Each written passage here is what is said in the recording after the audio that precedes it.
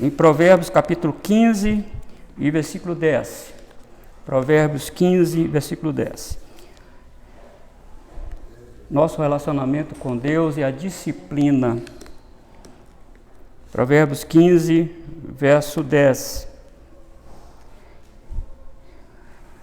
Disciplina rigorosa há para o que deixa a vereda, e o que odeia a repreensão morrerá. Pesado, né, irmãos? Forte, como nossos irmãos dizem, né? Meus irmãos, boa parte dos nossos problemas não acontecem por acaso, porque eles são resultados de uma longa série de decisões ruins. E para corrigir esses problemas que nós mesmos criamos, Deus aplica sobre nós a sua disciplina. E Ele usa o seu amor, usa a sua palavra, usa circunstâncias afins. Irmãos, usa o sofrimento e mesmo até a morte como disciplina. E no meio deste conglomerado todo, irmãos, uma coisa é certa, que nós vamos sair daqui. Todos nós necessitamos ser corrigidos. E a palavra de Deus é a ferramenta mais eficaz para que o Senhor aplique a disciplina sobre nós. Quando nós vamos para 2 Timóteo, capítulo 3, versículo 16, a palavra de Deus diz que uma das finalidades dela mesma é a correção e também a repreensão. Assim sendo, irmãos, a Escritura Sagrada, quando ela é pregada com fidelidade na igreja, automaticamente estamos sendo corrigidos, estamos sendo disciplinados. E por outro lado, amados irmãos, quando a Escritura Sagrada não é pregada com fidelidade na igreja, então não há correção, não há repreensão, não há disciplina. E onde não há essas coisas, então o pecado toma conta e faz uma destruição como uma metástase de um câncer. Então você percebe que uma igreja precisa, o seu líder precisa pregar com fidelidade a palavra de Deus. Por isso, irmãos, o conselho de Deus para os seus filhos está lá em Provérbios 3, versículo 11. Filho meu, não rejeites a disciplina do Senhor, nem te enfades da sua repreensão. Note essas três palavras, irmãos: filho meu e Senhor. Primeiro, quando o Senhor aplica sobre nós a disciplina, a palavra Senhor aqui é uma relação estreita, aliancista, pactual. Deus quer nos trazer com um relacionamento estreito com Ele e exatamente uma aliança conosco. Então, sempre a palavra, quando se usa a palavra Senhor, inclusive em letras garrafais, maiúscula, o autor está nos levando a entender que Deus, esse Senhor aqui, é um Senhor aliancista, que tem um relacionamento pactual. E a segunda coisa que precisamos observar aqui, irmãos, é filho meu. Quem é disciplinado? Os filhos. Os filhos são disciplinados. Porque se não são disciplinados, segundo Hebreus capítulo 12, então não é filho, é bastardo. Você percebe que aqui tem um conselho do sábio: filho meu, não rejeites a disciplina do Senhor, nem te enfades da sua repreensão. Mas entenda uma coisa, irmão, muito mais do que uma correção, a disciplina também ela é preventiva. Muito mais do que corretiva, ela também é preventiva.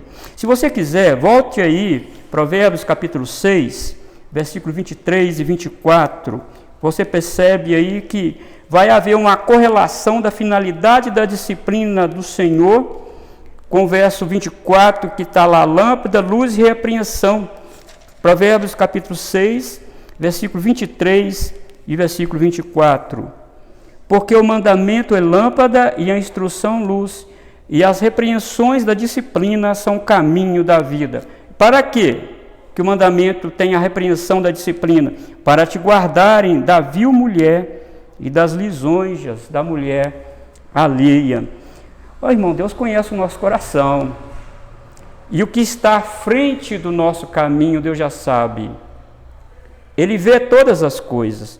Nós vemos o aqui e agora. Deus não, Deus vê aquilo que está à nossa frente. E para nos livrar de um mal bastante desastroso, como relata o versículo 24, o Senhor que nos ama impede esse mal, clareando nossa mente, trazendo luz para o nosso coração, para que nós possamos entender o grau de sua repreensão, que é a sua disciplina na nossa vida. Por isso que, voltando lá no capítulo 3, versículo 11, o autor já vai direto: filho meu, não fique cansado de disciplina, não enfade da repreensão. Não acha ruim ser disciplinado. Agora, irmãos, aí ainda no capítulo 6, veja aí comigo o versículo 27 e 35. Quais males a repreensão, a disciplina vão nos livrar? Quais males? Então você percebe aí: tomará alguém fogo no seio sem que as suas vestes incendeiam? Ou andará alguém sobre brasa sem que se queime os seus pés? Assim será com o que se chegar à mulher do seu próximo, não ficará sem castigo todo aquele que a tocar. Não é certo que se despreza o ladrão quando furta para saciar, tendo fome? Pois este, quando encontrado, pagará 7 vezes tanto, entregará todos os bens da sua casa. O que adultera como uma mulher está fora de si. Só mesmo quem quer arruinar-se é que pratica tal coisa. Achará açoites e infâmia, e o seu opróbrio nunca se apagará, porque o ciúme excita o furor do marido, e não terá compaixão no dia da vingança. Não se contentará com o resgate, nem aceitará presentes, ainda que sejam muitos. Duas coisas aqui, ele diz: olha, filho meu, não rejeita a disciplina, perceba a lâmpada e a luz que Deus está te dando. Para quê? Para te livrar desses males aqui. E ele coloca 2 males, vocês perceberam? O roubo e o adultério. O roubo é a apropriação daquilo que não te pertence. Mas o adultério também é a apropriação daquilo que não te pertence. Mas, irmãos, ele coloca aqui que o roubo pode haver um resgate. Se pegar a pessoa, ele pode fazer um resgate 7 vezes mais. Mas e o adultério? Que resgate terá? Quando Deus disciplina, Ele quer nos livrar deste mal. Olha, irmãos, quantas pessoas arruinaram a vida, né? Arruinaram seus casamentos com este mal tão medonho. Arruinaram sua vida. Por quê? Não deu ouvido à disciplina do Senhor. E nenhum mal, queridos irmãos, acontece agora. Há sim um enredo na nossa vida. Então, o autor coloca aqui o seguinte: não tem como. Pode alguém colocar fogo no peito sem queimar? Ele está falando de consequência. Quem pratica isso tem consequência. E não somente isso, ele vai excitar o furor do marido. E o marido pode vingar a vida dessa pessoa com a morte. Por isso que está aqui no versículo 24: para te guardarem da vil mulher e das lisonjas da mulher alheia. Às vezes Deus toma medidas muito sérias, muito sérias. Mas, irmãos, entendam uma coisa: uma igreja verdadeira é uma igreja que tem disciplina. Vocês lembram da reforma protestante? E depois, imediatamente, veio a contra-reforma. O que aconteceu, irmãos? Criou uma tensão na mente dos crentes. Mas espera aí, a igreja romana está certa ou a igreja reformada está certa? Então, os reformadores, com base nas escrituras, criaram 3 marcas da igreja verdadeira para dirimir as dúvidas que pudessem estar na mente das pessoas. E uma das 3 marcas é a disciplina.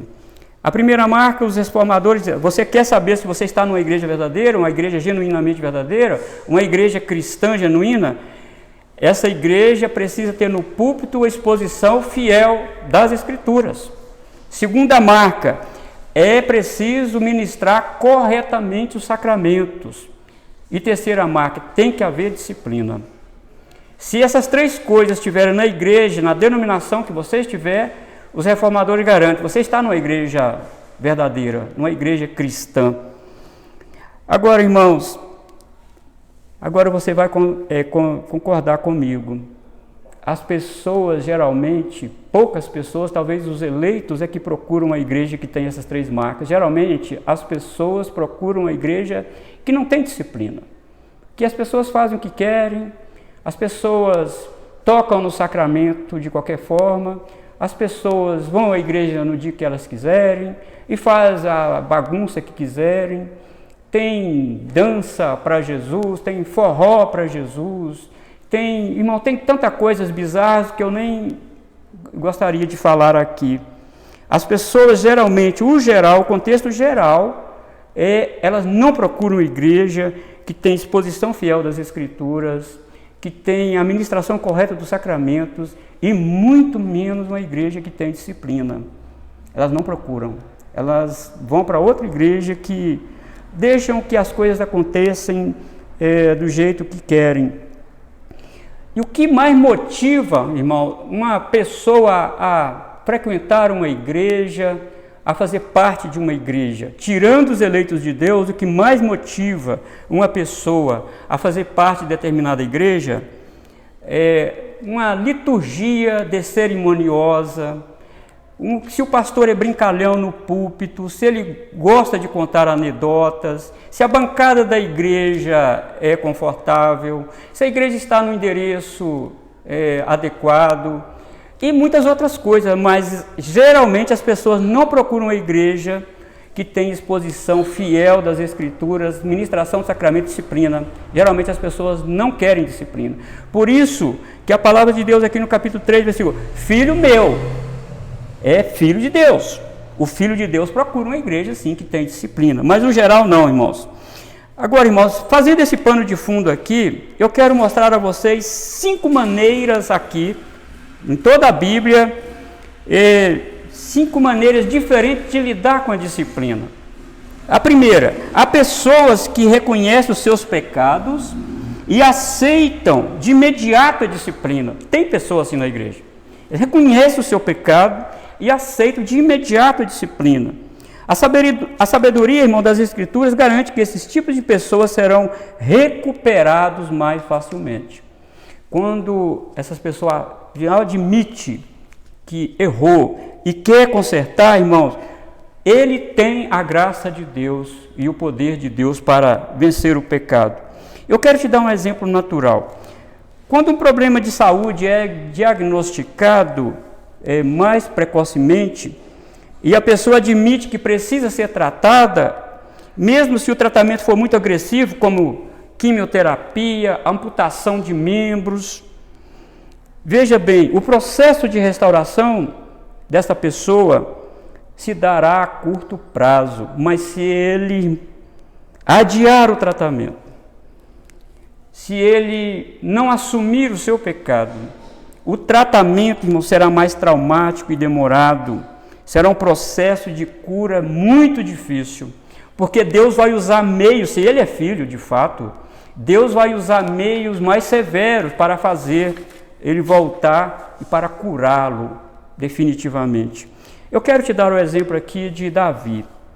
Davi, você sabe, pecou gravemente contra Deus e pelo que se depreende do texto, irmãos, inicialmente ele não deu conta que ele estava errado.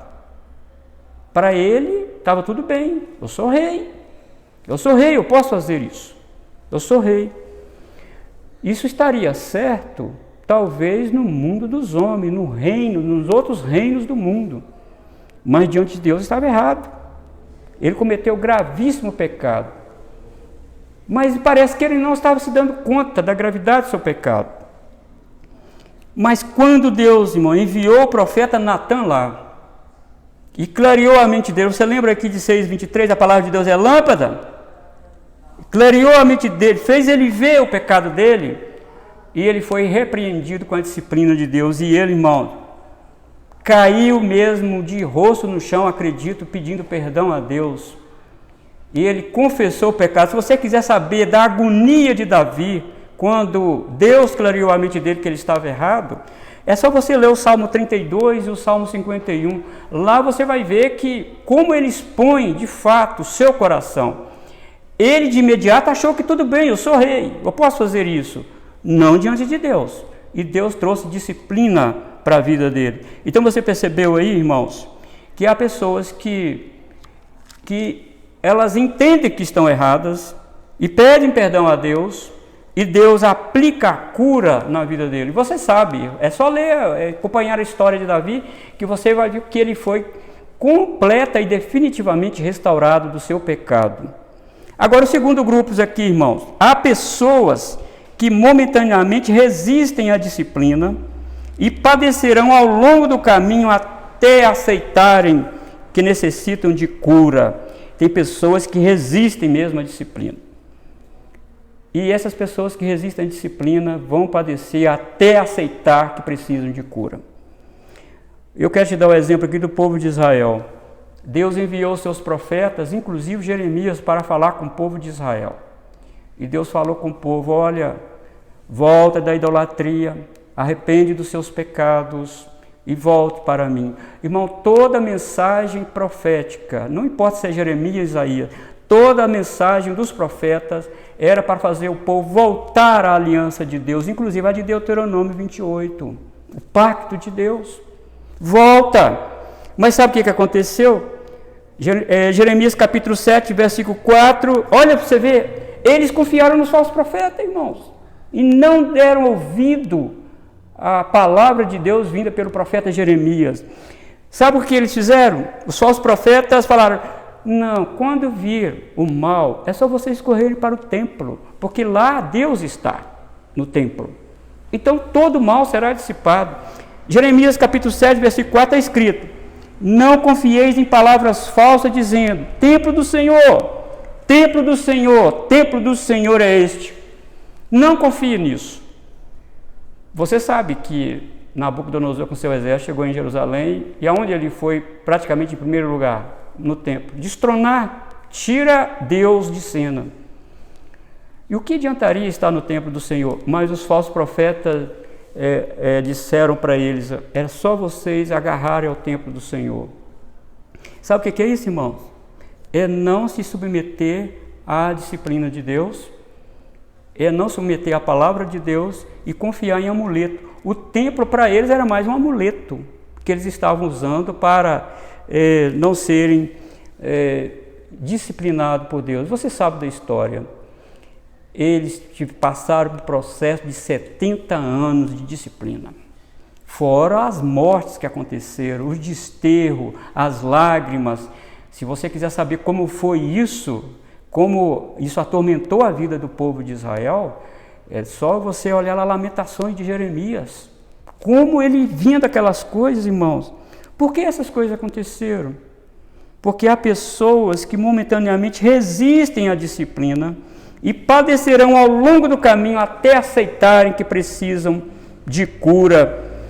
Agora, se você quiser, irmãos, aí é para 2 Crônicas, capítulo 33, versículo 10 até o versículo 17. 2 Crônicas, eu vou ler essa passagem com vocês. 2 Crônicas, capítulo 33, versículo 10 até o 17. Interessante como Deus tratou com este rei aqui, o rei Manassés. Falou o Senhor a Manassés e ao seu povo, porém não lhe deram ouvidos. Quando não dá ouvido ao Senhor, o que acontece? Pelo que o Senhor trouxe sobre eles os príncipes do exército do rei da Assíria, os quais prenderam Manassés com ganchos, amarraram-no com cadeias e o levaram à Babilônia. Ele, angustiado, suplicou deveras ao Senhor seu Deus, e muito se humilhou perante o Deus de seus pais. Fez-lhe oração, e Deus se tornou favorável para com ele. Atendeu-lhe a súplica e o fez voltar para Jerusalém, ao seu reino. Então reconheceu Manassés que o Senhor era Deus. Depois disso edificou o muro de fora da cidade de Davi, ao ocidente de Gion, no vale, e a entrada da porta do peixe, abrangendo Ofel, e o levantou muito alto. Também pôs chefes militares em todas as cidades fortificadas de Judá.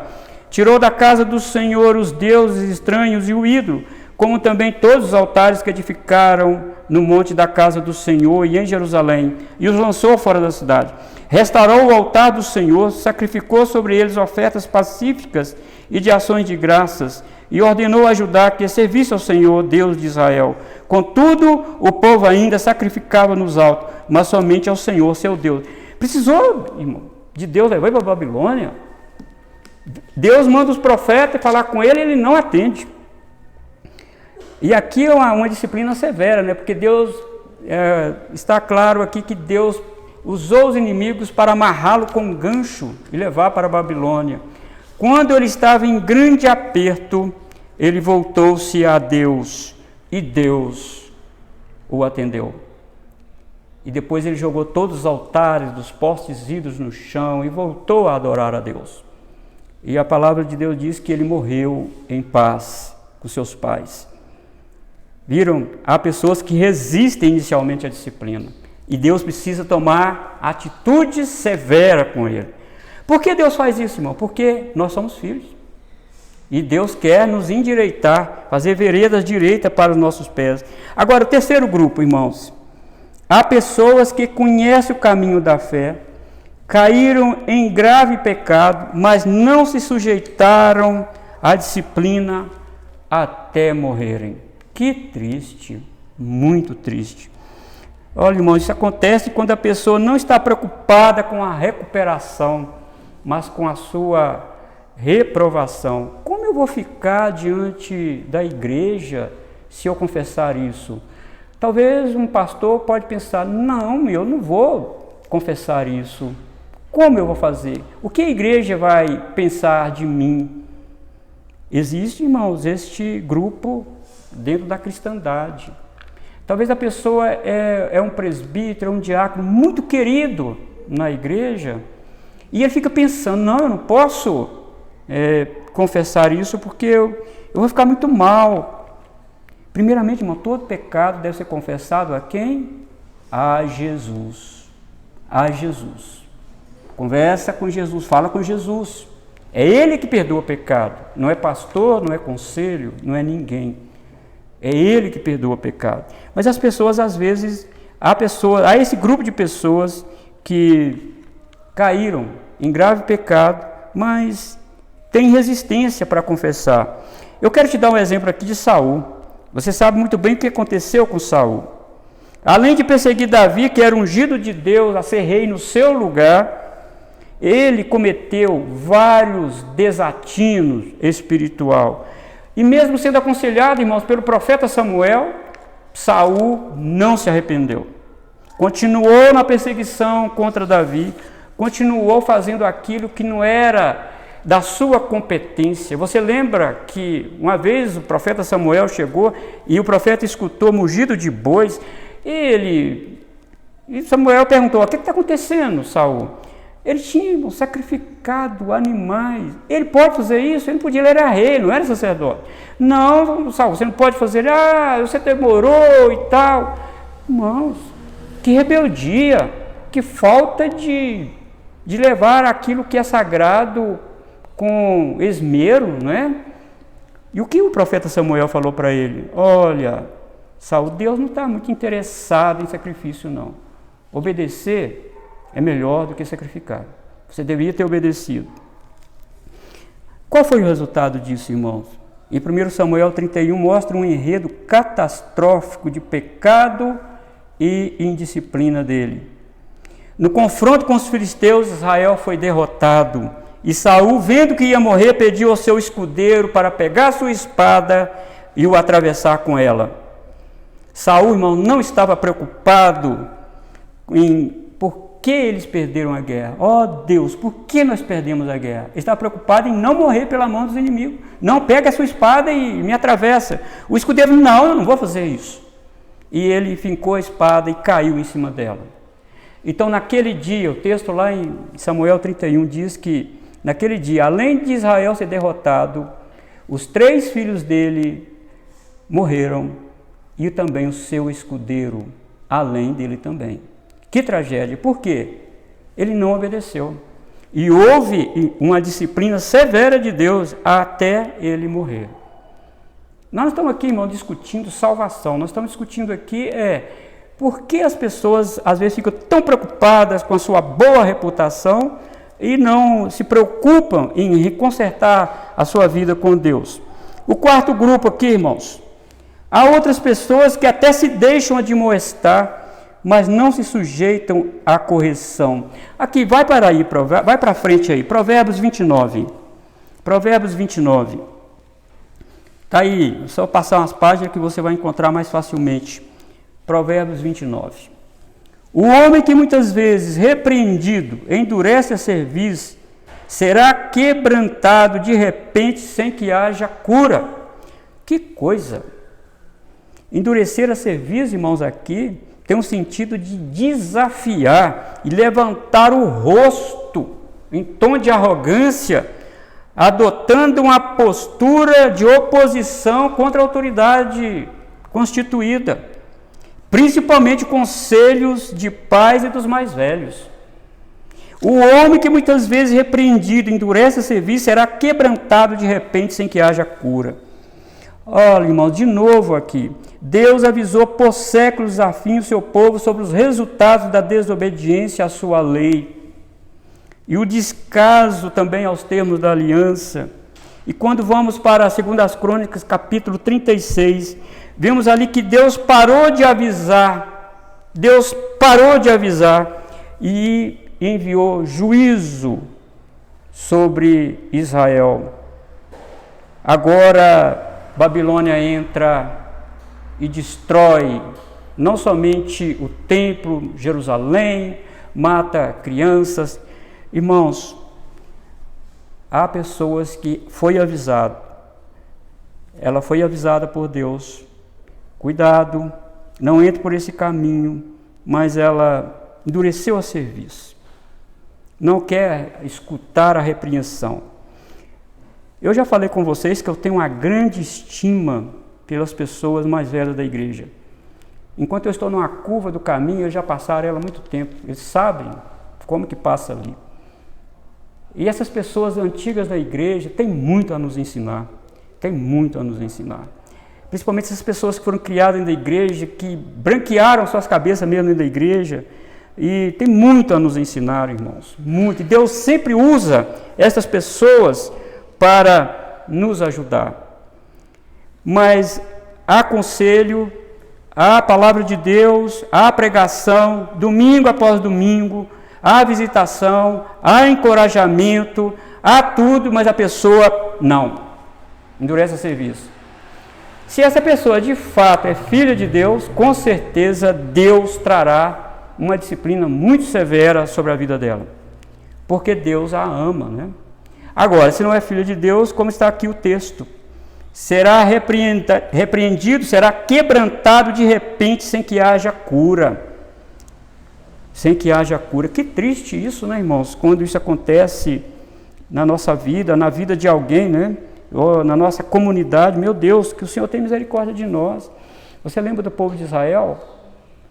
Rebelando contra Deus, e Moisés falando, e Deus ali na nuvem, Deus dando alimento, Deus dando água, Deus dando tudo, e o povo rebelando contra Deus. E Deus ficou indignado e falou: essa geração não vai entrar lá. E ficaram rodeando até morrer todo mundo durante 40 anos. E Deus falou: jurei na minha ira que não entrará no meu repouso. A pessoa, Deus jurar na minha ira que não entrará no meu repouso?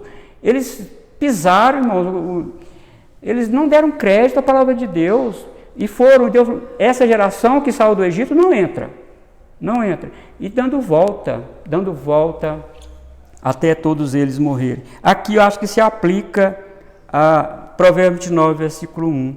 O homem que muitas vezes é repreendido, endurece a cerviz, será quebrantado de repente, sem que haja cura.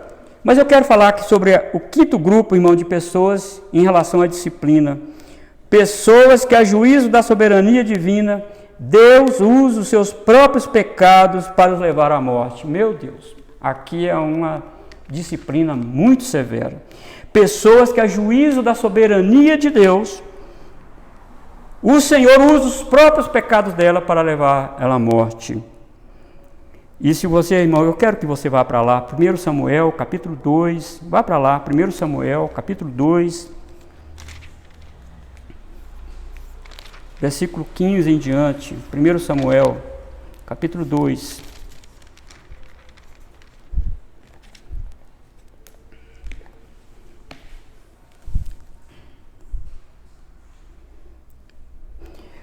Também antes de se queimar a gordura, versículo 15 em diante. Também antes de queimar a gordura, vinha o moço do sacerdote e dizia ao homem que sacrificava: dá essa carne para assar o sacerdote, porque não aceitará de ti carne cozida, senão crua. Se o ofertante lhe respondia: queime-se primeiro a gordura e depois tomarás quando quiseres, então ele lhe dizia: não, porém hás de mas dar agora, senão tomá-la-ei à força.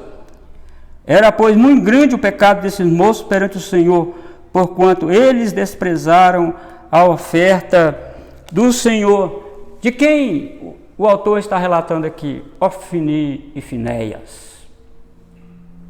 Eles mandavam, estava lá queimando, as pessoas levavam os animais de ano em ano para sacrificar a Deus, e eles roubavam a carne para levar para a tenda deles.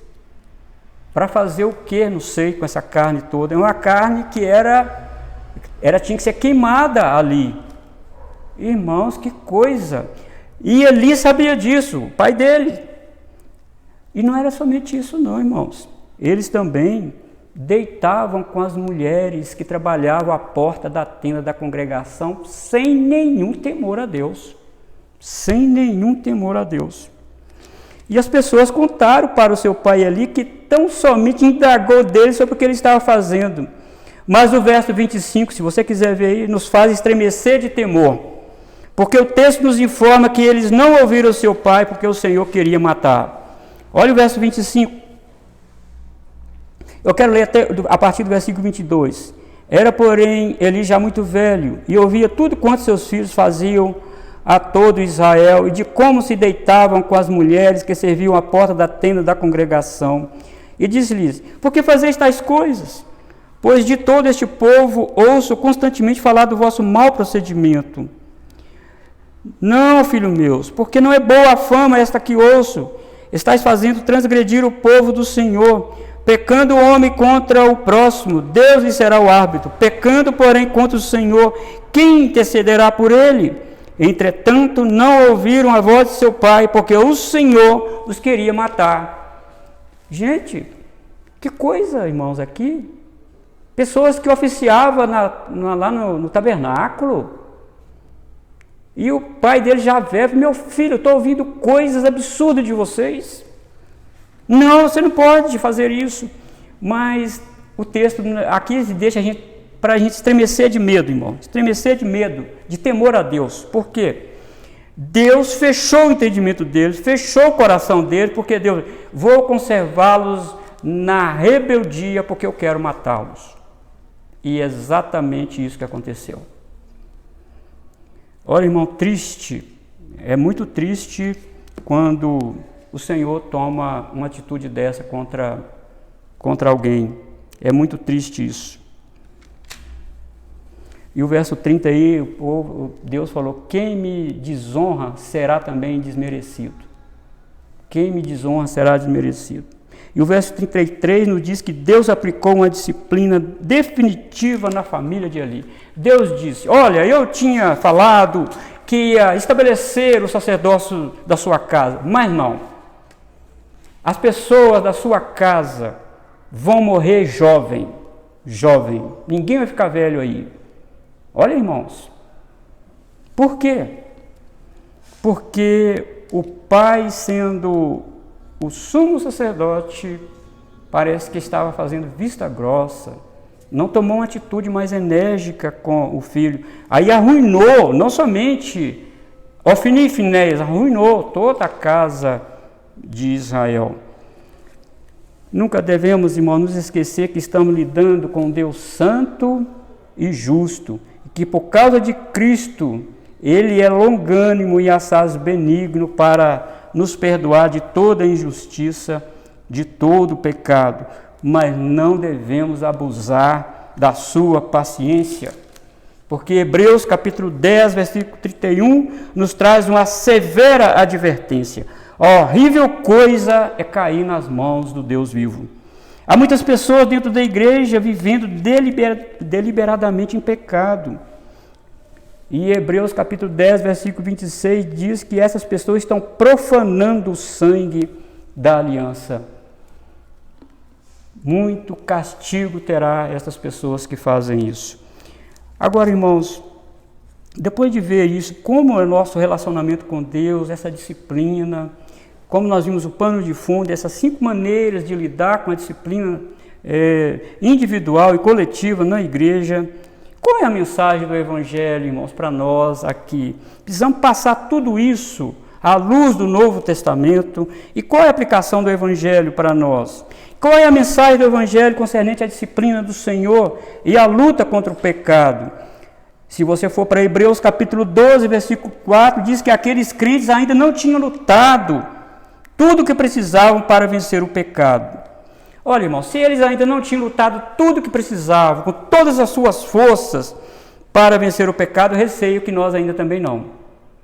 Aqui o escritor de Hebreus diz que vocês ainda não lutaram até o sangue. Quer dizer, vocês não foram até o limite máximo para lutar contra o pecado. Irmãos, é todos nós. Vamos deixar claro isso aqui na nossa mente.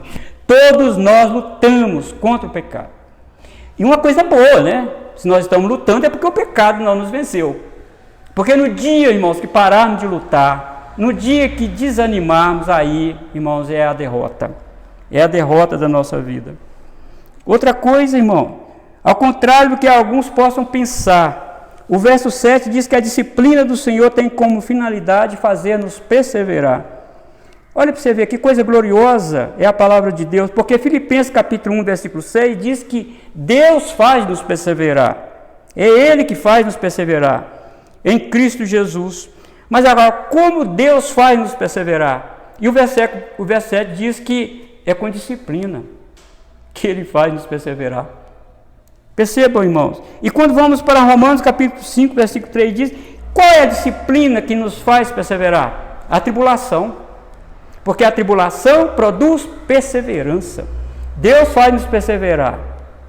Mas Ele usa a disciplina para nos fazer perseverar. E Paulo complementa isso em Romanos 5, versículo 3, que é a tribulação que nos faz perseverar. Deus usa a tribulação como disciplina.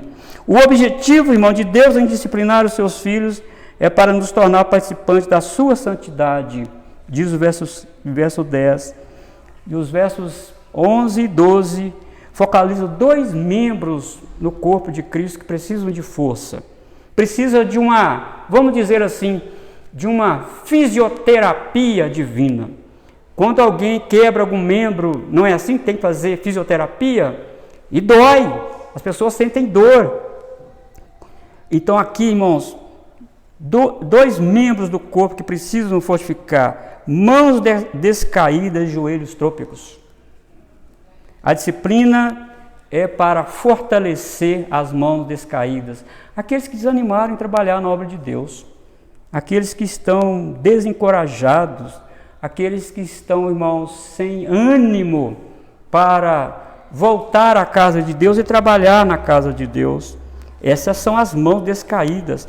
E os joelhos trôpegos, ora está na igreja, ora não está. O joelho trôpego é aquele que pende para um lado e pende para o outro, mesmo a hora que está firme na casa de Deus, mas não está. Aqui Hebreus diz que se é filho, Deus vai mandar disciplina.